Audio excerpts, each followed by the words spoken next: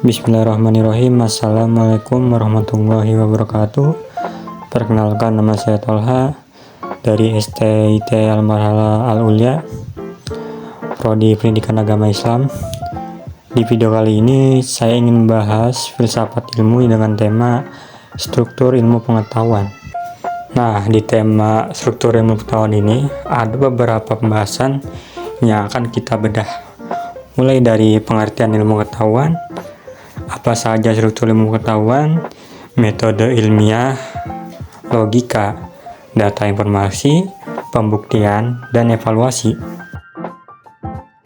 Nah, pembahasan yang pertama itu ilmu pengetahuan. Apa sih ilmu pengetahuan? Istilah ilmu pengetahuan diambil dari bahasa Arab, alima ya'lamu ilman, yang berarti mengerti atau memahami benar-benar. Dalam bahasa Inggris, istilah ilmu berasal dari kata science yang berasal dari bahasa Latin scienta, dari bentuk kata kerja scare yang berarti mempelajari dan mengetahui. Adapun pengertian pengetahuan itu sendiri, seperti yang dikemukakan Surajio dalam Susanto, adalah hasil tahu manusia terhadap sesuatu dan segala perbuatan manusia untuk memahami suatu objek yang dihadapinya. Nah, dari definisi tersebut bisa disimpulkan bahwa ilmu pengetahuan adalah sebuah sarana atau definisi tentang alam semesta yang diterjemahkan ke dalam bahasa yang dimengerti oleh manusia sebagai usaha untuk mengetahui dan mengingat tentang sesuatu. Pembahasan selanjutnya yang kedua adalah struktur ilmu pengetahuan. Struktur ilmu pengetahuan ini terdapat suatu anggota yang luas bahwa ilmu pada dasarnya adalah metode induktif empiris dalam memperoleh ilmu pengetahuan. Memang terdapat berbagai alasan untuk mendukung penilaian yang populer. Ini karena ilmuwan menggunakan fakta-fakta tertentu, melakukan pengamatan, dan mempergunakan data indrawi. Walaupun begitu, analisis yang mendalam terhadap metode keilmuan menyatakan kenyataan bahwa apa yang dilakukan ilmuwan dalam usahanya mencari pengetahuan lebih dapat digambarkan sebagai kombinasi antara empiris dan rasional. Secara sederhana dapat dikatakan bahwa metode keilmuan adalah suatu cara dalam memperoleh pengetahuan. Suatu rangkaian prosedur tertentu harus diikuti untuk mendapatkan jawaban tertentu dari pertanyaan tertentu pula.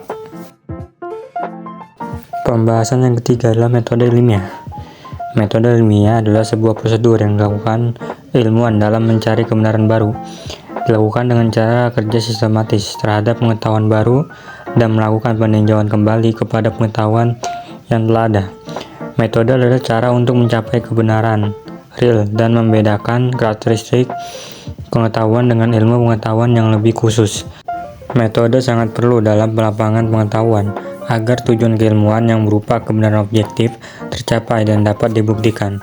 Dengan metode ilmiah, kedudukan pengetahuan berubah menjadi ilmu pengetahuan, yaitu lebih khusus dan terbatas lingkup studinya.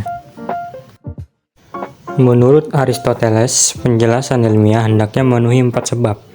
4 prinsip penjelasan, yaitu 1. Sebab efisiensi, yaitu lewat sesuatu perubahan yang dibuat. Yang kedua, sebab final dipahami sebagai tujuan untuk apa sebuah perubahan dihasilkan.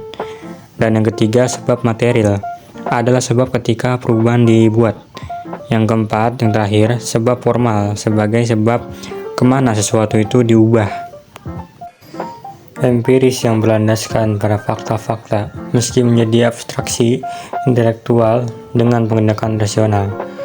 Einstein dalam konteks ini berkata, apapun teori-teori yang menjembatani antara empiris dan rasionalisme, ia akan menjadi penjelas rasional yang sesuai dengan objek dari fakta-fakta yang ada.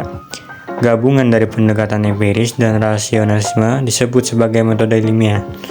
Oleh karena itu, teori ilmiah harus memenuhi 2 syarat utama, yaitu 1. Harus konsisten dengan teori-teori sebelumnya yang memungkinkan terjadinya kontradiksi dalam teori keilmuan secara keseluruhan.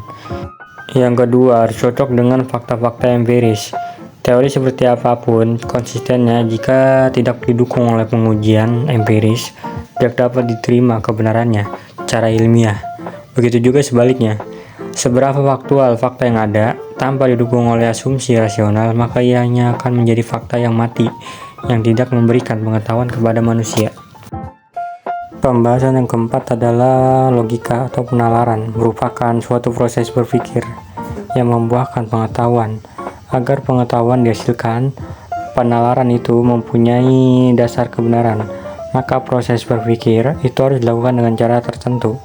Lapangan dalam logika adalah asas-asas yang menentukan pemikiran yang lurus. Logika menurut De Liang digolongkan menjadi 5 macam, yakni: yang pertama, logika dalam pengertian luas dan sempit. Yang kedua, logika deduktif dan induktif. Yang ketiga, logika formal dan material. Yang keempat, logika murni dan terapan. Yang kelima, logika filsafati dan matematik. Nah, lanjut ke pembahasan yang kelima adalah data informasi.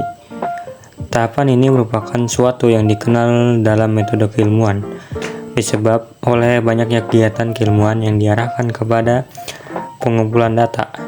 Maka banyak orang yang menyamakan keilmuan dengan pengumpulan fakta. Hasil observasi ini kemudian dituangkan dalam bentuk pernyataan-pernyataan. Penyusunan dan klasifikasi data. Tahapan metode keilmuan ini menekankan kepada penyusunan kata dalam kelompok-kelompok, jenis-jenis, dan kelas-kelas. Pembahasan yang keenam adalah pembuktian. Langkah selanjutnya setelah menyusun hipotesis adalah menguji hipotesis tersebut dengan mengonfrontasikan dengan dunia fisik yang nyata. Seringkali dalam hal ini kita harus melakukan perantara, yakni menentukan faktor yang kita uji dalam langkah melakukan verifikasi terhadap keseluruhan hipotesis tersebut. Kadang-kadang kita membutuhkan instrumen yang membantu panca indera kita, umpamanya teleskop atau mikroskop. Pengujian kebenaran dalam ilmu berarti mengetes alternatif hipotesis dengan pengamatan kenyataan sebenarnya. Dalam hubungan ini, maka keputusan terakhir terletak pada fakta. Jika fakta satu hipotesis, maka hipotesis yang lainnya dipilih dan diproses ulang. Pembahasan yang ketujuh adalah evaluasi. Evaluasi dalam hal ini adalah menarik kesimpulan yang merupakan penilaian apakah sebuah hipotesis yang diajukan itu ditolak atau diterima. Sekiranya dalam proses menguji hipotesis tidak terdapat fakta yang cukup mendukung, maka hipotesis itu ditolak. Hipotesis yang diterima kemudian dianggap menjadi bagian dari pengetahuan ilmiah sebelumnya, serta telah teruji kebenarannya. Evaluasi dapat berupa penjelasan dari seluruh rangkaian metode ilmiah. Penjelasan ilmu pada dasarnya adalah menjawab pertanyaan mengapa. Nah, pembahasan tambahan dan pembahasan yang terakhir yaitu paradigma. Struktur ilmu pengetahuan yang harus diketahui yang terakhir adalah terkait dengan paradigma. Secara umum, pengertian paradigma adalah seperangkat keyakinan atau dasar yang menuntut seseorang dalam bertindak dalam kehidupan sehari-hari.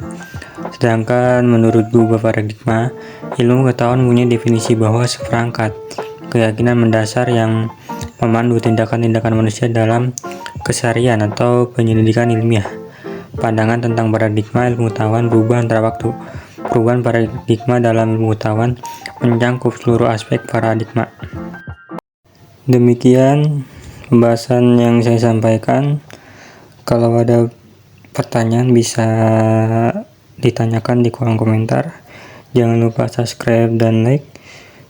Kurang lebihnya mohon maaf. Wassalamualaikum warahmatullahi wabarakatuh.